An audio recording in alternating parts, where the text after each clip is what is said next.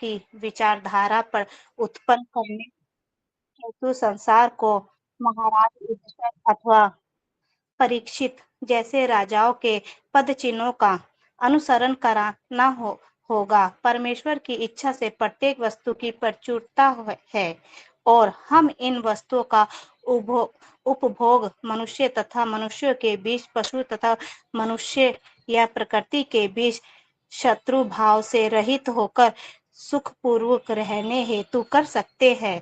श्री भगवान का नियंत्रण सर्वत्र है और यदि श्री भगवान प्रसन्न हो जाए तो प्रकृति का कोना कोना पुलकित हो जाए। तब नदियां उमड़कर भूमि को उर्वर बनाएगी, समुद्र प्रचुर मात्रा में खनिज, मोती तथा रत्न प्रदान करेंगे, जंगल पर्याप्त ईंधन, औषधि तथा वनस्पतियों की पूर्ति करेंगे और ऋतु परिवर्तनों से विपुल मात्रा में फल फूल मिल सकेंगे। फैक्ट्रियों तथा औजारों पर आश्रित रहकर जीने की कृत्रिम शैली से कुछ ही व्यक्तियों को तथा कथित सुख प्राप्त हो सकेगा और वह भी लाखों मनुष्य का सुख छीनकर, क्योंकि जन समूह की शक्ति औद्योगिक उत्पादन में लगी है, ते प्रकृति पदार्थों में गतिरोधक आ रहा है और जन समूह दुखी है। ठीक से शिक्षा पाए बिना अधिकांश लोग प्राकृतिक संसाधनों का दोहन करके अपना अपना स्वार्थ साध रहे हैं। अतएव व्यक्ति तथा राष्ट्र के बीच कड़ी स्पर्धा चल रही है। श्री भगवान के प्रत्यक्ष दूत का कोई नियंत्रण नहीं है। हमें यही पर तुलना करके आधुनिक सभ्यता के दोषों पर विचार करना चाहिए और मनुष्य को शुद्ध करने तथा कालदोष को मिटाने हेतु महाराज युधिष्ठिर के पद चिन्हों पर चलना चाहिए। हरे कृष्णा प्रभु। Thank you. तो यहाँ बताया जा रहा है कि जो नदियां, समुद्र और ये सारे जो पर्वत थे, वो लोग हर जो सीजन में या हर ऋतु में अपना अपना टैक्स देते थे राजा को। अब बताइए, ये तो कोई ह्यूमन बीइंग या मनुष्य नहीं, लेकिन फिर भी लोग टैक्स देते थे। कैसे? जब जितना दरकार है उतनी बारिश होती थी। तो पहले ऐसा समय था कि भाई जैसे रात को किसान लोग अपना खेती करके चले गए तो रात भर बारिश होगी और दिन में बारिश नहीं होगी। दिन में खेती करना है, रात को वो लोग सोए हैं, रात को बारिश होकर के पूरा जो है खेती में पानी भर जाएगा और दिन में वो लोग हल जोतेंगे, खेती करेंगे। तो प्रकृति जो है वो कोऑपरेट करती थी राजा के साथ, क्योंकि राजा पायस होता था। अगर राजा धर्मवीर होगा और भगवान का प्रतीति करेगा, भगवान की भक्ति करेगा, तो जो प्रकृति है वो कोऑपरेट करती थी राजा के साथ। और इनफैक्ट एक बार पृथु महाराज, चौथे स्कंद में आता है कि जब धरती उत्पादन नहीं करी थी तो धरती को वो अपने धनुष बाण से धरती को खत्म करने के लिए दौड़ पड़े थे। फिर धरती जो है जा करके उनसे माफी मांगती और बताती क्यों उत्पादन में नहीं कर रही हूँ, क्योंकि वो बताती वहां पर कारण कि बहुत सारे पापी लोग और झूठे लोग जब इस संसार में वो जन्म लेते हैं तो मैं अपना उत्पादन रोक देती हूँ। तो आज के समय में देखिए जिस प्रकार से मनुष्य जो है वो एक्सप्लॉइटेशन कर रहा है प्रकृति का, उसका कहीं कहीं अर्थ पे कहा जा रहा है, कहीं ये सब क्यों आ रहा है? क्योंकि प्रकृति जो है वो बदला लेती है। बदला इन सेंस उसमें अगर आप उसका छेड़खानी करोगे तो फिर बड़ी दिक्कत आएगी। तो इसीलिए प्रकृति भगवान की है। इस दुनिया में सब लोग कहते हैं ना कि ये प्रकृति सा है, ये प्राकृतिक सौंदर्य, बट प्रकृति किसी की प्रॉपर्टी नहीं है, किसी ह्यूमन प्रॉपर्टी नहीं है। प्रकृति जो है वो भगवान की संपत्ति है। तो यदि हम लोग भगवान की सेवा करेंगे और उनके अनुरूप जीवन को ढालने का प्रयास करेंगे तो ऑटोमेटिक प्रकृति हमें सपोर्ट करेगी। ये दैनिक जीवन में भी आप देख सकते हो कि अगर हमारा जीवन कृष्ण कॉन्शियस रहेगा, भगवान की सेवा के अंतर्गत रहेगा, तो आप देखोगे ऑटोमेटिक जो है प्रकृति हर चीज में सपोर्ट करेगी। इवन हमारा शरीर भी अगर कोई अच्छे से भगवान के इसमें लगा हुआ सिंपली हैकिंग में है तो बॉडी कोऑपरेट करेगा। बट अगर हम लोग शरीर को मतलब अगर प्राकृतिक रूप से नहीं, अभी जो भी बीमारी हमको हो रही है तो उसका कारण क्या है? उसका कारण एक ही है कि हम प्रकृति के साथ मिलकर नहीं चल रहे हैं। सही टाइम पे नहीं सोना, सही टाइम पे नहीं उठना, चाहे वो कोई भी इवन डिवोटी भी क्यों ना हो, तो ये समस्या है, ये हमारे साथ समस्या है। तो इसीलिए यहाँ पर बताया जा रहा है कि युधिष्ठिर महाराज इतने महान राजा थे कि इवन प्रकृति भी जो है वो उनके साथ समझौता करके सभी जो राज्य के जो लोग निवासी है उनको सारी सुविधा प्राप्त प्रदान करते थे। ठीक है, नेक्स्ट।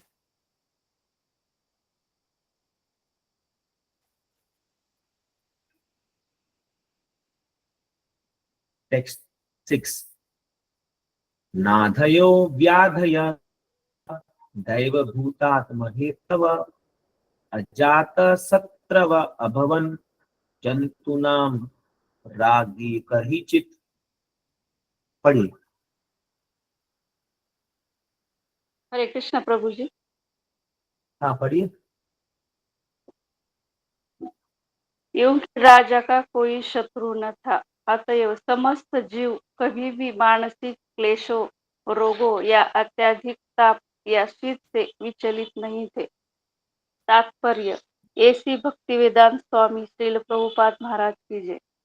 मनुष्य के प्रति अहिंसक होना तथा दीन पशुओं का शत्रु या हत्यारा बनना आसुर का सिद्धांत है। इस युग में दीन पशुओं के प्रति शत्रुता दिखाई जाती है। फलतः बेचारे प्राणी सदैव चिंतातुर रहते हैं। इन दीन पशुओं की प्रतिक्रिया मानव समाज पर थोपी जा रही है। अतएव व्यक्तिगत, सामूहिक या राष्ट्रीय स्तर पर मनुष्य के बीच सदैव शीत या गर्म युद्ध का तनाव बना रहता है। महाराज युधिष्ठिर के काल में पृथुक पृथुक राष्ट्र न थे, भले ही भिन्न भिन्न अधीनस्थ राज्य थे। समस्त संसार एकता के सूत्र में बंधा हुआ था और सर्वोच्च शासक युधिष्ठिर जैसे प्रशिक्षित राजा होने के कारण समस्त निवासियों को चिंता, रोगों तथा अत्यधिक ताप तथा शीत से मुक्त रखता था। वे न केवल आर्थिक रूप से संपन्न थे, अपितु शरीर से स्वस्थ भी थे और अलौकिक शक्ति से अन्य जीवों के प्रति शत्रु भाव से तथा दैहिक एवं मानसिक क्लेशों से विचलित नहीं थे। बागला में एक कहावत है कि बुरा राजा राज्य को बिगाड़ देता है और बुरी गृहिणी परिवार को। यही सत्य यहाँ भी लागू होता है, क्योंकि राजा धार्मिक था और श्री भगवान तथा मुनियों का आज्ञाकारी था, क्योंकि उसका कोई शत्रु न था, अजात शत्रु, और वह श्री भगवान का मान्य प्रतिनिधि था तथा उनके ही द्वारा संरक्षित था। अतएव राजा के संरक्षण में संपूर्ण प्रजा एक प्रकार से श्री भगवान तथा उनके वैद्य दूतों के प्रत्यक्ष संरक्षण में थी। जब तक कोई स्वयं धार्मिक न हो और श्री भगवान द्वारा मान्य न हो, तब तक वह अपने अधीनस्थ मनुष्यों को सुखी नहीं बना सकता।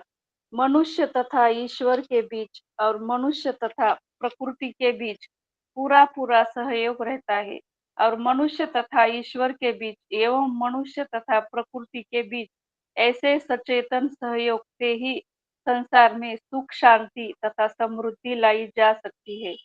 जैसा कि राजा युधिष्ठिर में प्रदर्शित होता है, एक दूसरे के शोषण की प्रवृत्ति जिसका आजकल बोलबाला है, केवल क्लेश ला सकती है। हरे कृष्ण प्रभु। हाँ देखिए, बहुत इंटरेस्टिंग पॉइंट बता रहे हैं कि इवन मेंटल एगोनीज भी नहीं था, मतलब कि मानसिक रूप से भी लोग जो है वो परेशान नहीं थे, बिकॉज राजा इतना पायस था।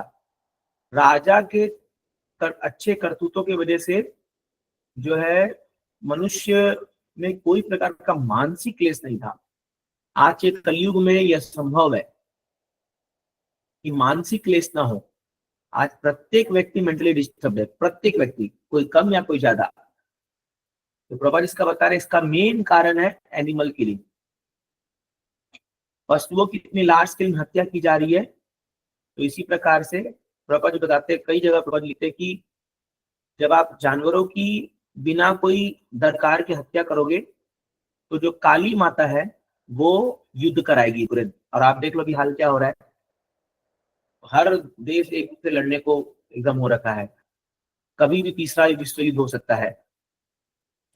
तो ये क्यों ऐसा हो रहा है? क्योंकि लोग जानवरों को मार रहे हैं और प्रकृति में जो है असंतुलन लाने का प्रयास कर रहे हैं। तो इसलिए प्रकृति जो है छोड़ेगी नहीं, वो बदला तो पक्का लेगी। तो चाहे कोई भी आ जाए, क्योंकि मनुष्य कभी प्रकृति को लांघ नहीं सकता। तो इसीलिए बेस्ट चीज क्या है, खाली तभी हमारे हाथ में तो हम जितना है कर सकते हैं, लोगों को एजुकेट कर सकते हैं। इसलिए प्रभुपाद जी यहाँ पर हमें 4 नियम दिए हैं, जिसमें एक नियम है मांस नहीं खाना, हाँ, या नॉन वेज नहीं खाना।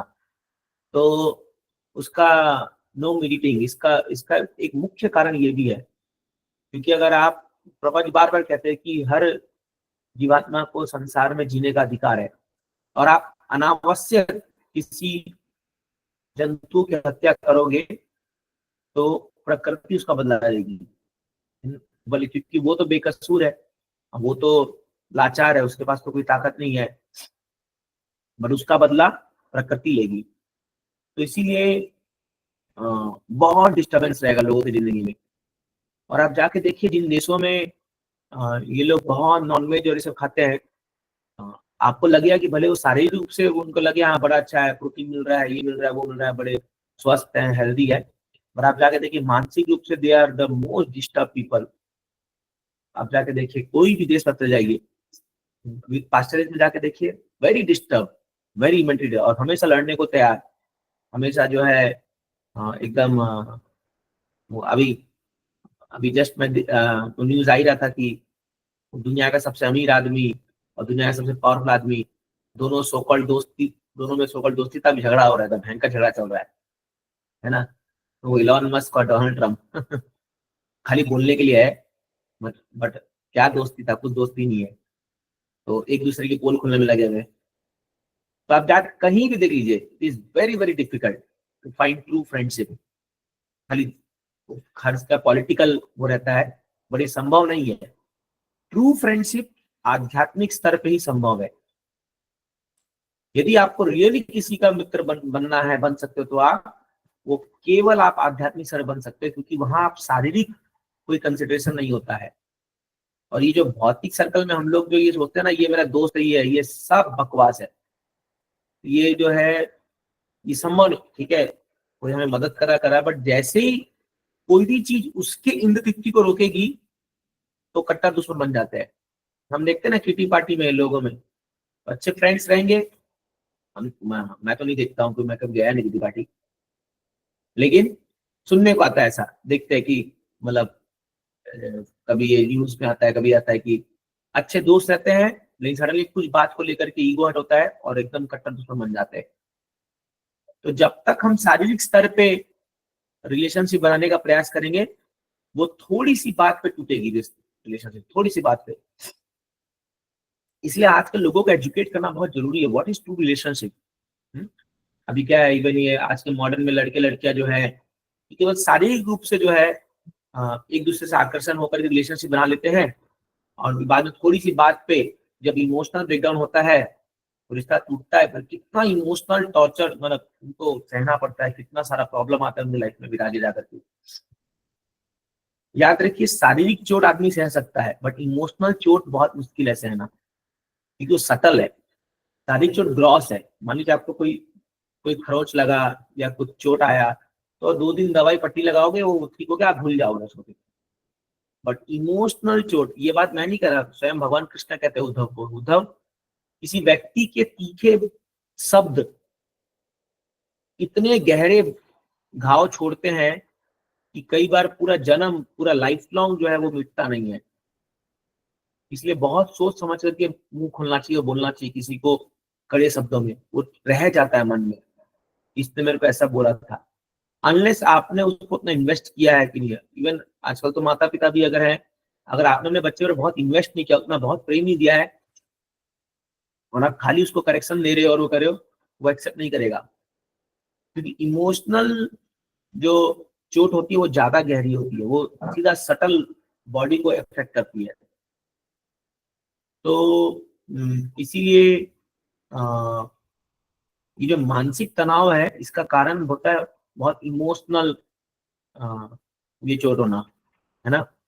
जैसे अभी मैं ऐसी एक व्यक्ति को भी मैं मिला सुबह, तो वो एक डिवोटी का बहुत सेवा करा था बहुत दिन से। तो सडनली एक दिन वो बैग उठा के वापस आ गया, मतलब इधर हमारे फ्लोर में आ गया। मैं उसको पूछा क्या हो गया, बोला झगड़ा हो गया। फिर मैं उसको पूछा क्या बात हो गई, तो ऐसी बोला, अरे बोला कुछ ले दे के बात हो गई और उन्होंने मुझे इतना सुनाया कि मैं 2 दिन तक सो ही नहीं पाया। मेरा माइंड में खाली वो बातें घूम रही थी, खाली उनकी बातें घूम रही थी, मैं 2 दिन तक सो नहीं पाया, जस्ट तो सोचते सोचते सोचते। तो फिर मैं वो जगह ही छोड़ के आ गया। तो इतना इफेक्ट करता है बातों, और ये जब जब हम बात करते हैं किसी को तीखे शब्द में बोलते हैं या किसी को ऐसा कष्ट पहुंचाते हैं मानसिक रूप से, तो बहुत तकलीफ होता है ये चीज। तो इसका ध्यान रखना चाहिए। और या अभी हम लोग भी सब गुण के प्रभाव में रहते हैं, रजोगुण में रहते हैं बोल देते हैं, बट बाद में उसको फिर मेकअप करने के लिए भी कुछ करना चाहिए, कुछ चीज मतलब एटलीस्ट। क्योंकि अभी क्या है, आज के युग में ऐसी है, कोई कुछ भी बोलता है और एकदम सब गुणों के प्रभाव बहुत ज्यादा है, सत्वगुण बिल्कुल नहीं है। इसलिए बहुत डेंजरस है ये कलयुग, बहुत डेंजरस है। यहाँ पर रिलेशनशिप तो मेंटेन करना बहुत मुश्किल है। छोटी छोटी बातों में झगड़ा होता है, क्योंकि ये एज ही क्वारल हिपोक्रेसी का, धोखेबाजी और झगड़ा, 2 चीज हमेशा होगा यहाँ पर, कल बैठा है चीजों में। तो इसलिए अपने जीवन को ऐसा व्यवस्थित बनाएं कि मतलब इसकी संभावना कम रहे। उसका बेस्ट तरीका है to be always engage in Krishna service, भगवान की सेवा में लगे रहे, अपना जीवन सरल रहे, भगवान की सेवा में कर करके कैसे भी करके पार करो जीवन को।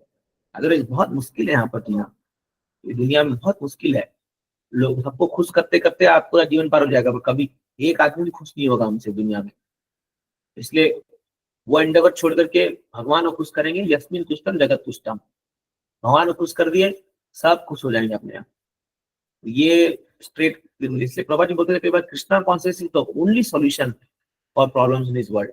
प्रभा जी इतना कन्विंसिंगली बोलते थे बात को, there is no other way, the only solution in this world to protect this world is Krishna consciousness and leaders take to this process. अगर लीडर्स लोग जो है दुनिया के बड़े बड़े जो पदाधिकारी लोग हैं, अगर वो लोग इस बात को समझ गए तो कुछ हो सकता है दुनिया का। अदरवाइज ऐसे क्यों करेगा, युद्ध होगा, झगड़ा होगा, हाँ, ईर्ष्या होगी, द्वेष होगा, स्पर्धा होगी, यही से चलता रहेगा, पूरा जीवन ऐसी पार होगा। तो यहाँ पर बहुत अच्छा बता रहे कि न अधिक गर्म था, न अधिक ठंडा, कोई प्रकार की बीमारी नहीं लोगों को, और कोई प्रकार की मानसिक तनाव नहीं था। इतना अच्छा शासन होगा सोचिए युधिष्ठिर महाराज का, ऐसा वो रूल करते थे पूरे वर्ल्ड को, पूरा होल वर्ल्ड को। इमेजिन, ये है भागवतम शब्द से सीखने को मिल रहा है।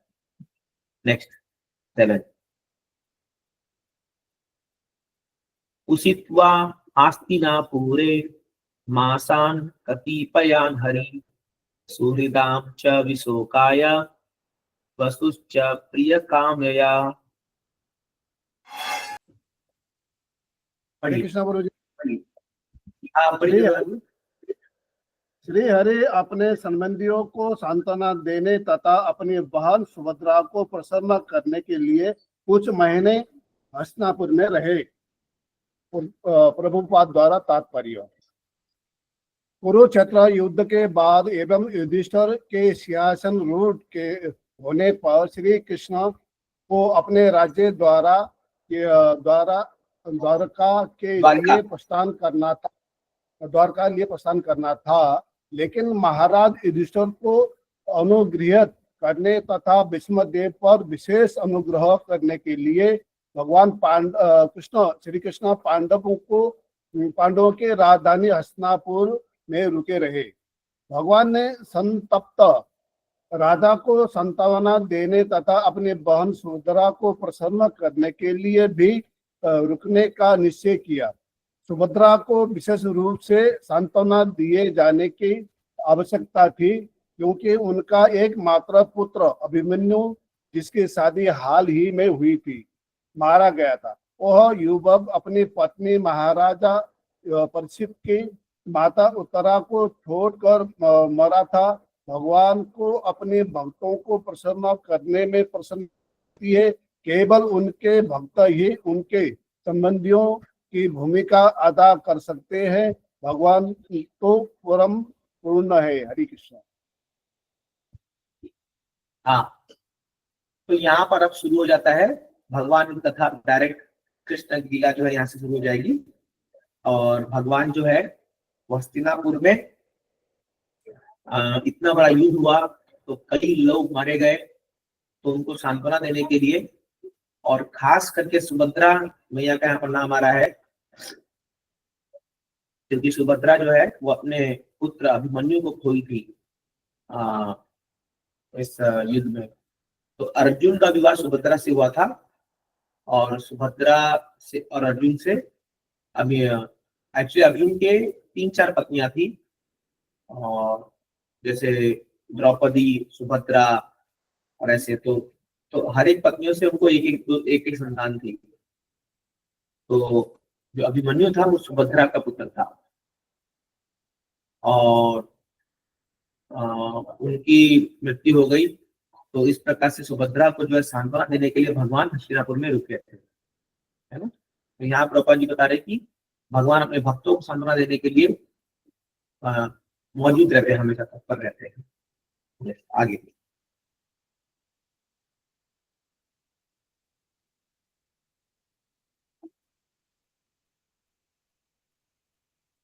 आमंत्र्य चाभ्यनुज्ञात परिस्वध्याभिवाद्य त्वम् आरूरोह रथं कैश्चित् परिस्वक्तोऽभिवादितः। पढ़ी। हरे कृष्णा प्रभु जी।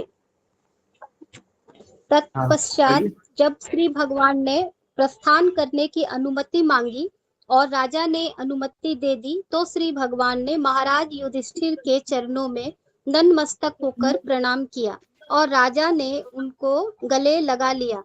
इसके पश्चात अन्य व्यक्तियों द्वारा गले मिलकर एवं प्रणाम स्वीकार करके वे अपने रथ में आरूढ़ हुए। तात्पर्य ऐसी भक्ति वेदांत श्रील प्रभुपाद जी के द्वारा।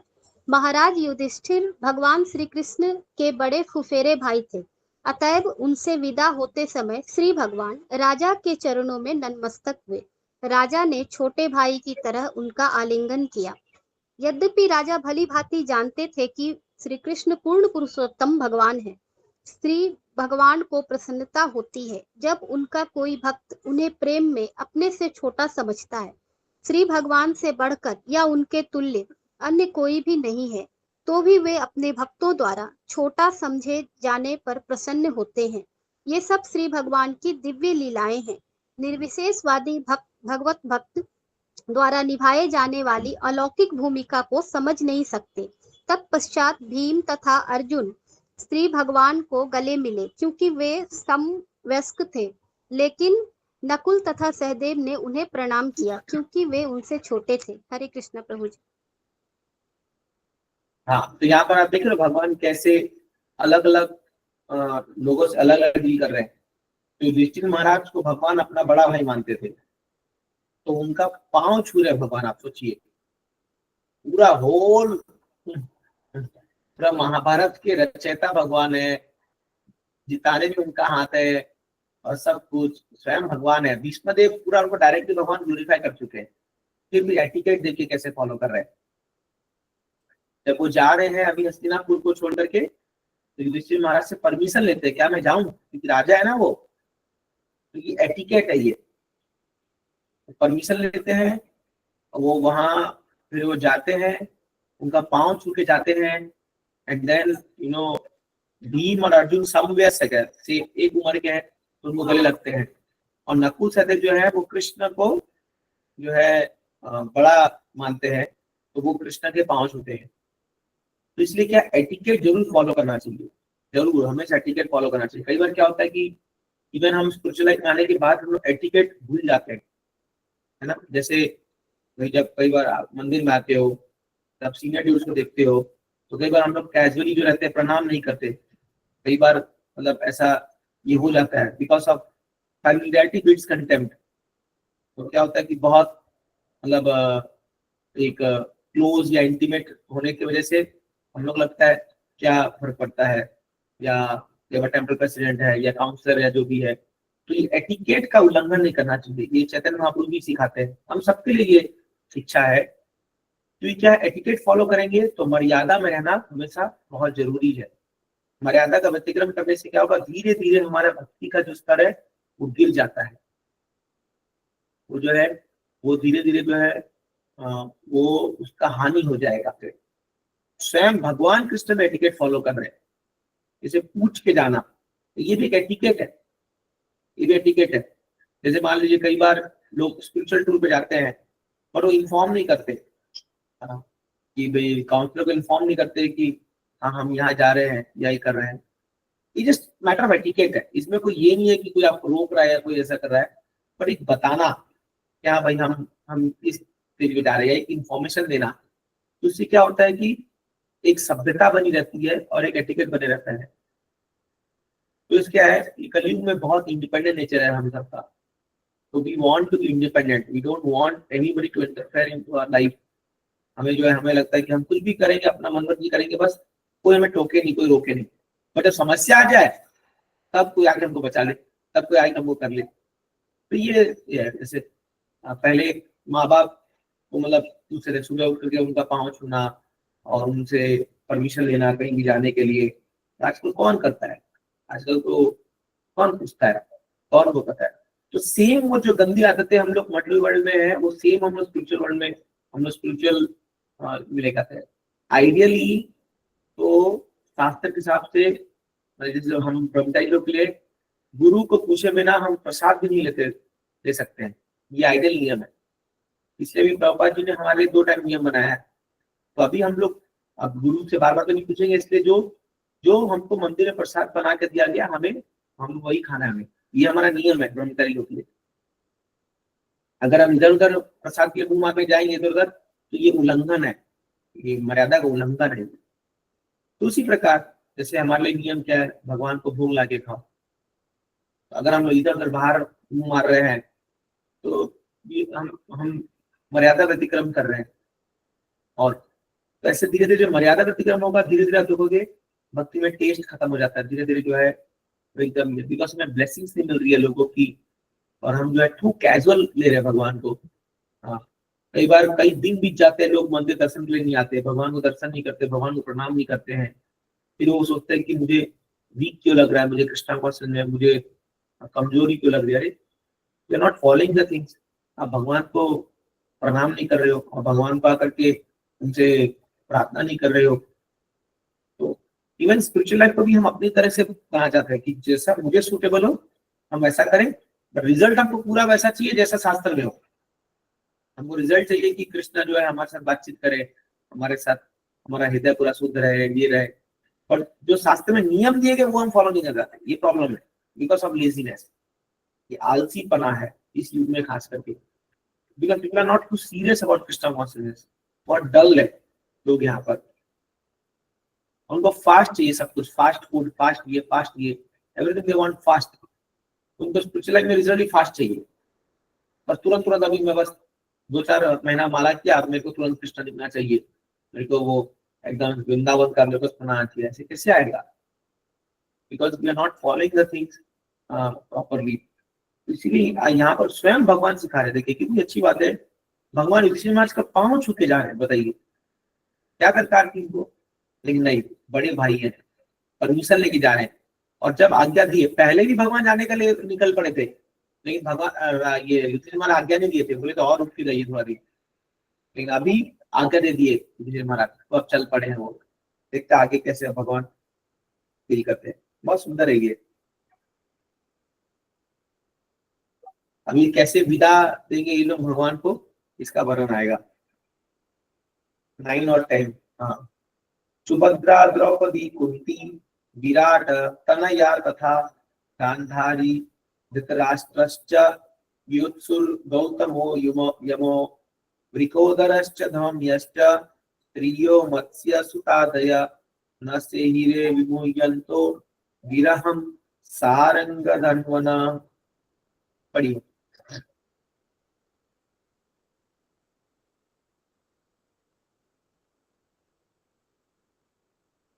हरे कृष्णा। एनीबॉडी?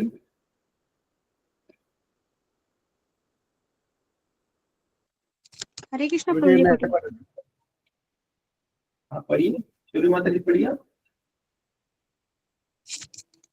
यस प्रभु जी। तात्पर्य, भगवान श्री कृष्ण हाँ, जीवों के अनुवाद लिए अनुवाद अनुवाद अनुवाद। सॉरी, अनुवाद। उस समय सुभद्रा, द्रौपदी, कुंती, उत्तरा, गांधारी, धृतराष्ट्र, युयुत्सु, कृपाचार्य, नकुल, सहदेव, भीमसेन, धौम्य तथा सत्यवती सभी मूर्छित से हो गए, क्योंकि भगवान कृष्ण का वियोग सह पाना उन सबों के लिए असंभव था। तात्पर्य, भगवान श्री कृष्ण जीवों के लिए, विशेष रूप से भक्तों के लिए इतने आकर्षक है कि उनका वियोग असह्य हो जाता है। बद्ध जीव माया के वशीभूत होकर भी भगवान को भूल जाता है, अन्यथा ऐसा हो नहीं सकता। ऐसे वियोग की अनुभूति का वर्णन नहीं किया जा सकता। उसका अनुमान केवल भक्त ही कर सकते हैं। वृंदावन तथा सीधे साधे ग्रामीण ग्वाल बालों, बालिकाओं, स्त्रियों तथा अन्य से श्री कृष्ण का वियोग सबों को आजीवन आघात पहुंचाता रहा है, और अत्यंत प्रिय गोप कुमारी राधा रानी का वियोग तो अवर्णनीय है। वे एक बार सूर्य ग्रहण के समय कुरुक्षेत्र में मिले और उन्हें जैसी अनुभूति हुई वह हृदय विदारक है। निसंदेह भगवान के दिव्य भक्तों के गुणों में अंतर है, लेकिन जिन्होंने कभी भगवान का सानिध्य प्राप्त किया है वे उन्हें क्षण भर के लिए भी नहीं छोड़ सकते। शुद्ध भक्त की यही मनोवृत्ति होती है। हाँ, तो देखिए यहाँ कई सारे नाम मेंशन है जो दे ऑलमोस्ट लॉस्ट कॉन्शियसनेस, मतलब बेहोश हो गए थे लगभग, ये सोच करके कि अभी कृष्ण जाने वाले हैं। तो ये है वियोग, विप्रलंब भाव तो है। ऑफ कोर्स ये गोपियों जैसा भाव नहीं है ये, but because they are so closely connected. कौन कौन है? सुभद्रा, द्रौपदी, कुंती, उत्तरा, गांधारी, धृतराष्ट्र का नाम भी है, बस बताइए, गजब की बात हो गई। धृतराष्ट्र का नाम है, युत्सु, कृपाचार्य, नकुल, सहदेव, भीमसेन, धौम्य एंड ऑल, ये और भी कई लोग हैं, सभी लोग, क्योंकि भगवान से जो है वो विरह बर्दाश्त नहीं होता। तो अभी हम लोग के जीवन भी, हमें जब हम भगवान से दूर जाते हैं, भक्तों से दूर जाते हैं, ये फील होना चाहिए। जैसे अभी कभी हम लोग मंदिर से आते हैं तो 2-3 दिन में ही हमको ऐसा लगता है कि अरे बड़ा अजीब लग रहा है, अभी वापस चलो, मतलब एक अजीब सा लगता है, क्योंकि आदत सी पड़ गई है। हाँ, ऐसे कभी घर जाते हैं तो वहां कोई मंगल आरती नहीं हो पाता है, या ऐसा ऐसा माहौल नहीं मिलता है, तो बड़ा अजीब लगता है। 1-2 दिन चलता है, ठीक है, सबसे मिलते होते हो जाता है, बट उसके बाद बड़ा अजीब लगता है। तो जितना हम इम्पोर्टेंस देंगे अपने लाइफ में कृष्णा कॉन्शियस को, उतना हमें कृष्ण से आसक्ति होगी। तो इसीलिए अगर आपको भगवान से, मान लीजिए आपको मदन मोहन से आसक्ति है, तो आप बिना मंदिर आए रह ही नहीं पाओगे। तो हमें याद है जब हम लोग पुणे में रहते थे, तो हमारे जस्ट हम लोग बेस में रहते थे, बेस के जस्ट 200 मीटर पे ही विंध्याचल जी का मंदिर था। एवरी डे, मतलब मैं तो हर दिन जाता था दर्शन लेने के लिए, हर दिन। अगर मतलब एक भी दिन ऐसा रुकता था तो मेरे को होता था कुछ मिस हो गया, आज मैं भगवान दर्शन नहीं लिया। तो ऐसा हमको फील होना चाहिए। एटलीस्ट गृहस्थों के लिए हफ्ते में एक बार बताया गया है, एक बार तो सेवा करना चाहिए, बट जब भी मौका मिले दर्शन के लिए आना चाहिए भगवान का। बार बार देखना चाहिए मदन मोहन जी को, बार बार। इतने सुंदर भगवान आकर के यहाँ पर विराजमान हो रखे हैं, तो हमको इसका फायदा उठाना चाहिए। We should become attached to lord. आप अगर सोचिए कैसे हम लोग को अंतिम समय भगवान स्मरण होंगे। हम लोग तो अभी 5 मिनट दर्शन नहीं करते भगवान का ठीक से। It is impossible, very difficult. तो अगर हम लोग बहुत स्ट्रॉन्ग अटैचमेंट डेवलप नहीं करेंगे भगवान से, तो फिर बहुत मुश्किल है कि अंतिम समय में अंत काल से माँ में वह हमको परम जाएंगे भगवान, ऐसी थोड़ी हो जाएंगे ऑटोमेटिकली। तो हमको उस प्रोसेस में अपने आप को डालना पड़ेगा। तो भक्ति सुलभ है, लेकिन उसके लिए एंडेवर जरूर करना पड़ेगा। ऐसी बैठे बैठाए किसी को भी कृष्ण भक्ति नहीं मिल जाती है, कि कोई मेहनत नहीं कर रहा उसके लिए और प्रॉपर एंडेवर नहीं डाल रहा है और बस एक नॉर्मल रूटीन लाइफ लेके चल रहा है। तो प्रभुपाद जी बोलते थे an easy going life and Krishna conscious go ill together. मतलब आप एक आराम से जिंदगी जी रहे हो और सोचते हो हाँ मुझे भक्ति मिल जाएगी, ये थोड़ा सा कंपैटिबल नहीं है। तो इसलिए क्या है, भक्तों जी में थोड़ा सा प्रयास होना चाहिए। तो मेहनत कर रहे हैं हम, भगवान को दिखा रहे हैं उत्सुकता कि भगवान मैं आपके लिए कुछ तो मैं एंडेवर कर रहा हूँ, कुछ तो मेहनत कर रहा हूँ, मैं आपके लिए जो है एक एक्स्ट्रा माइल जाके कुछ अपने दैनिक चर्या से कुछ और हम सेवा में तत्पर है या कुछ कर रहे हैं। या भी से कई भक्त लोग हैं जो मैं देखता हूँ सुबह शाम दर्शन के लिए आते हैं, कितना भी अभी बारिश भी होगा तभी वो पहुंचेंगे सुबह मंगल आरती के लिए, सेवा के लिए। वेरी गुड, बहुत अच्छा है ये। आप मंदिर केवल थोड़ी जब क्लास होगा तभी आओगे या जब जो है कुछ प्रोग्राम होगा तभी हम आएंगे। अरे ठाकुर जी तो बैठे ना यहाँ पर, मंदिर तो हमारा घर है, तो हमें तो कभी भी आना चाहिए। जैसे अभी हम लोग हैं, हम लोग कभी थोड़ी ऐसा जरूरी थोड़ी जब भगवान मैंने कुछ प्रोग्राम होगा टेम्पल तभी जाएंगे। We can go and take darshan of lord, pray with lord, be near lord, भगवान के निकट हो सकते हैं। तो ऐसे करके धीरे धीरे जो है भगवान से अटैचमेंट जुड़ता है, और अटैचमेंट जोड़ना ही ये पूरे भक्ति की प्रक्रिया है। To be attach to lord, भगवान से आसक्त हो जाना, ताकि जब भगवान से हमें एक पल का भी मतलब बिछोड़ना हो तो हम लोग उसको सहन नहीं कर पाए। हम लोग को याद है जब हम लोग वॉइस करते थे तो हम लोग इतने जो डिवोटीज इतने अच्छे दोस्त बन गए थे कि कोई जाता था ना घर तो लिटरली हम लोग को बहुत अजीब लगता था क्यों जा रहा है ये। और जब हम लोग वॉइस छोड़ के आ रहे थे ना, जब हमारा 4th ईयर कंप्लीट हो गया तो हम लोग रो रहे थे, मैं और कुछ भक्त हम लोग बहुत रो रहे थे टेम्पल हॉल में बैठ करके, कभी कहाँ जाए वो दिन पता नहीं। क्योंकि हम लोग सब अपना जॉब में जा रहे थे अलग अलग जगह, तो इतना याद आ रहा था कि अरे कैसे होगा हम लोग का जीवन, ये कैसे मतलब जो है। इसलिए मतलब मुझे तो इतनी आदत लग गई थी कि ये टेम्पल हॉल और ये मंगल आरती और ये सब प्रॉपर बुक्स की डिवोटीज का कि आई जस्ट कांट स्टे, मतलब बड़ा मुश्किल हो गया था रहना। तो अच्छा ये चीज हमें खींचता है भगवान की ओर। तो because Krishna is a person, वो एक व्यक्ति है, हमेशा याद रखिए। वो खाली एक ऐसा स्टैचू नहीं खड़े हुए यहाँ पर कि बस हो गया अभी हम लोग फिल्म की तरह झुक गया उठ गया, झुक गया उठ गया, हो गया। इमोशंस, भगवान को देखना, भगवान को ग्लोरीफाई करना, भगवान को सुंदर जो है उनके लिए कुछ स्तुति गाना, कुछ प्रार्थना करना, कुछ मन की बात बोलना, ऐसे।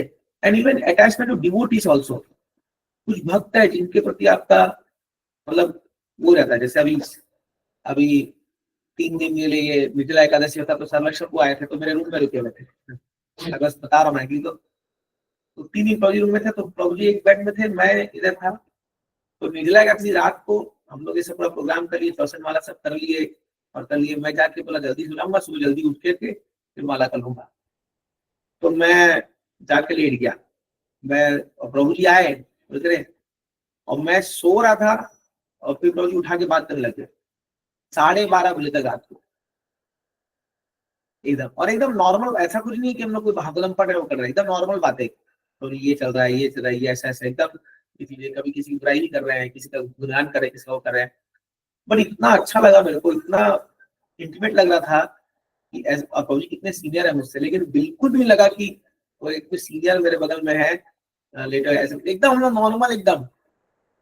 फिर रात को मैं देखा रूम में कोई चूहा आ गया, तो हम लोग रात को 12 बजे दोनों उठ के चूहा को भगा रहे थे।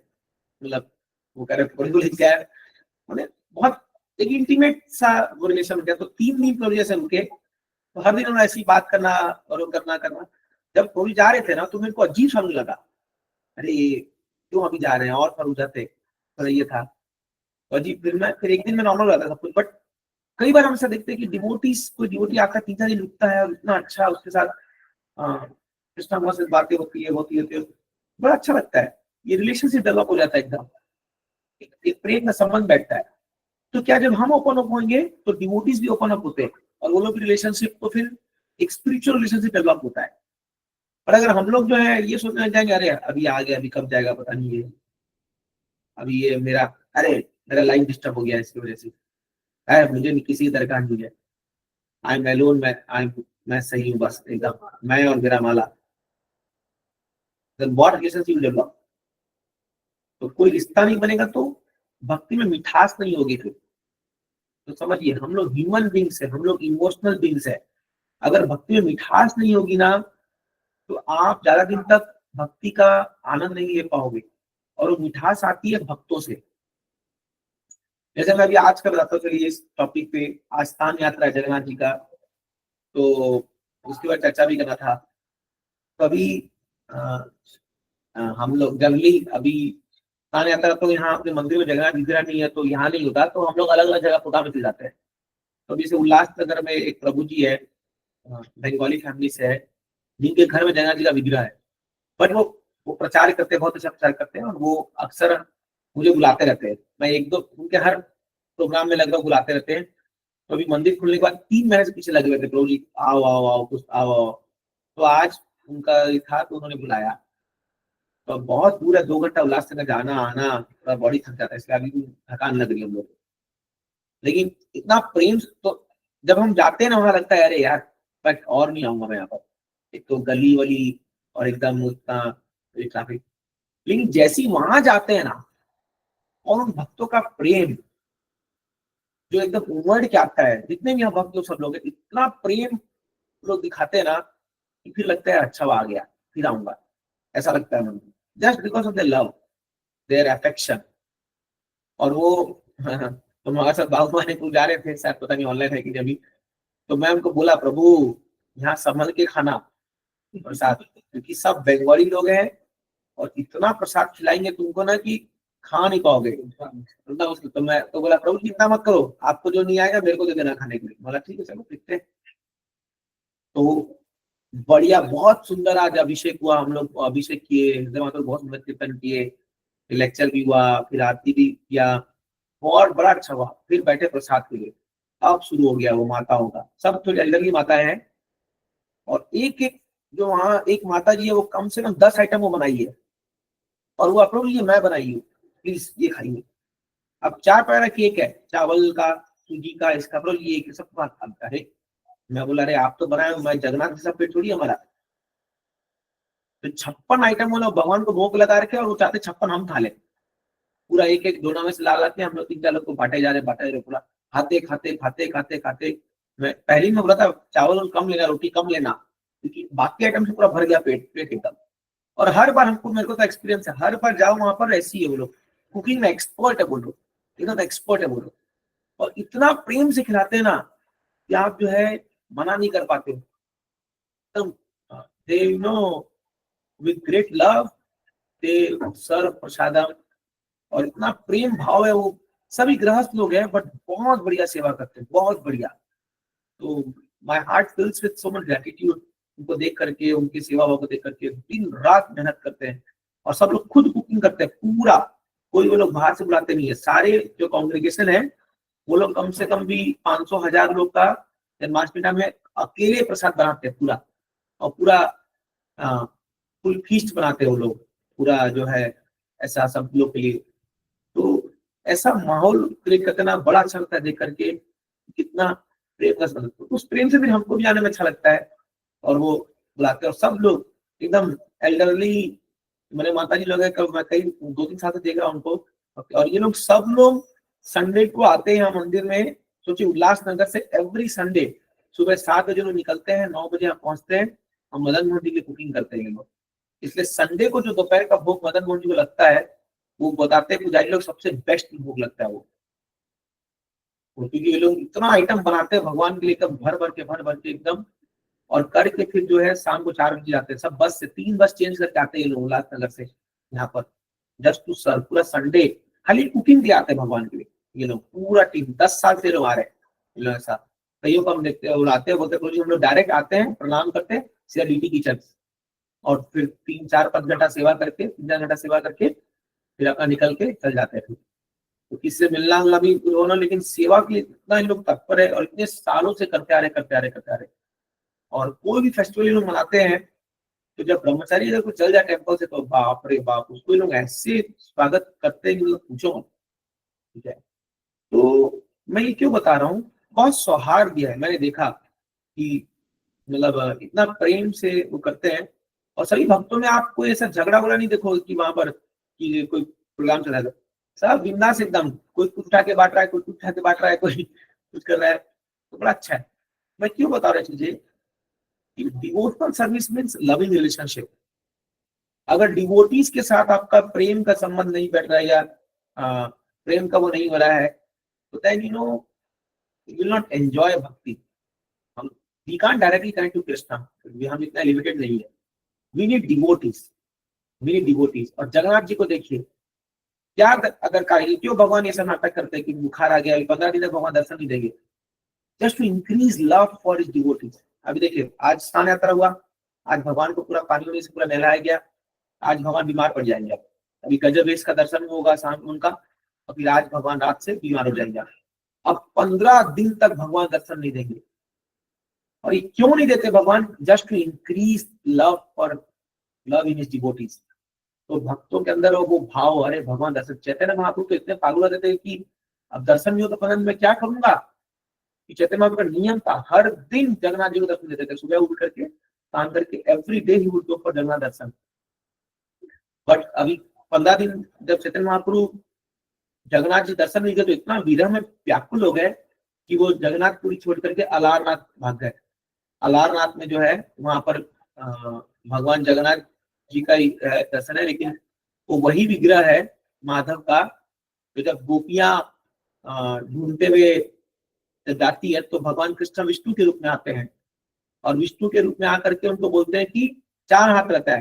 तो गोपियां बोलते तुमने कृष्ण को देखा है? एकदम कृष्ण से दिख रहे हैं, बट गोपियां 4 हाथ देख के बोलते तुम कृष्ण नहीं हो।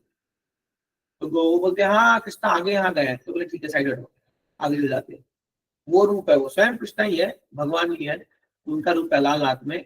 और वहां महाप्रभु 15 दिन तक रहते हैं, फिर 78 दिन यहाँ पे। तो अलारनाथ में जगन्नाथ को याद करके भगवान इतना रोते हैं कि बोलते हैं अभी भी आप जाओगे तो वहां पर एक ऐसा स्टोन है जहां पर महाप्रभु का छाप पड़ गया बॉडी का, बिकॉज ऑफ इज विप्र लंब भाव, ऐसा भगवान होते हैं। तो 15 दिन तक लोग बहुत विरह फील करते हैं, भगवान दर्शन नहीं दे रहे। तो ये क्या है, भगवान भी लीला करते हैं। अब भगवान अपने भक्तों से जो है लविंग रेसिप्रोकेशन करने के लिए, और फिर जब रथ में आरूढ़ होकर भगवान आते हैं, पता नहीं 27 जून का भी रथ यात्रा होगा, तो आप देखोगे भक्तों की भीड़ क्यों बढ़ती है, 10-10 लाख लोग आते हैं भगवान को फिर से देखने के लिए।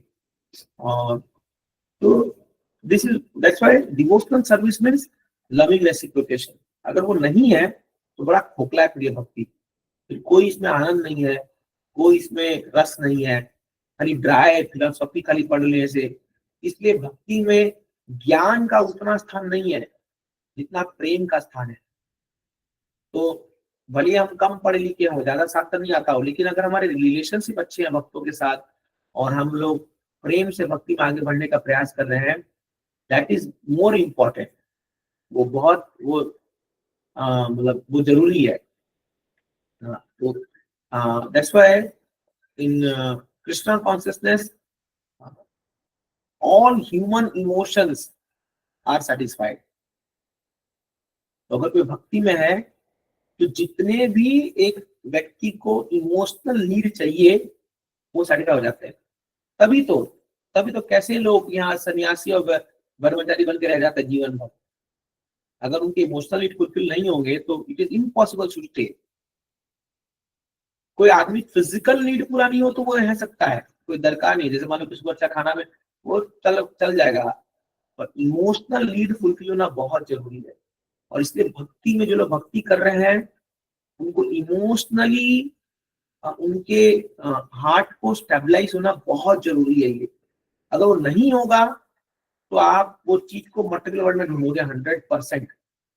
इसलिए जो डिवोटी स्पिरिचुअल इमोशंस एक्सपीरियंस नहीं कर रहा है लाइफ में, वो टुडे और टुमारो वो छोड़ के जाएगा भक्ति 100%, क्योंकि वो वही चीज फिर मटेरियल वर्ल्ड में सीख करेगा जा करके, जो कि मिलने वाला है नहीं उसको, लेकिन वो वहां जाके वो ढूंढेगा उस चीज को, क्योंकि उसका हार्ट सेटिस्फाइड नहीं है।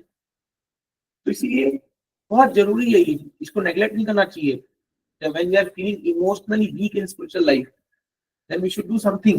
Come to some good association of devotees, or go to some yatra, or change some lifestyle, something, and कुछ तो करना चाहिए ताकि वो वैक्यूम जो क्रिएट हुआ है वो फुलफिल हो जाए। And then when we feel spiritually very emotionally stabilized, then we can practice bhakti nicely. That is very important. तो यहाँ पर हम ये भागवतम के श्लोक से हम ये सब सीख सकते हैं कि कैसे कृष्ण कितना पर्सनल टच दे रखे लोगों को। देखिए धृतराष्ट्र तक आके रो रहा है, बताओ, ये तो मेरे बड़ी शॉकिंग बात है। गांधारी, जो गांधारी उनको श्राप दी थी, अभी वो मूर्छित हो रही है यहाँ पर, बताइए इस श्लोक में। इट इज अमेजिंग, कितना पर्सनल टच होगा भगवान का, सोचिए कितना हार्टली करेक्शन होगा भगवान का।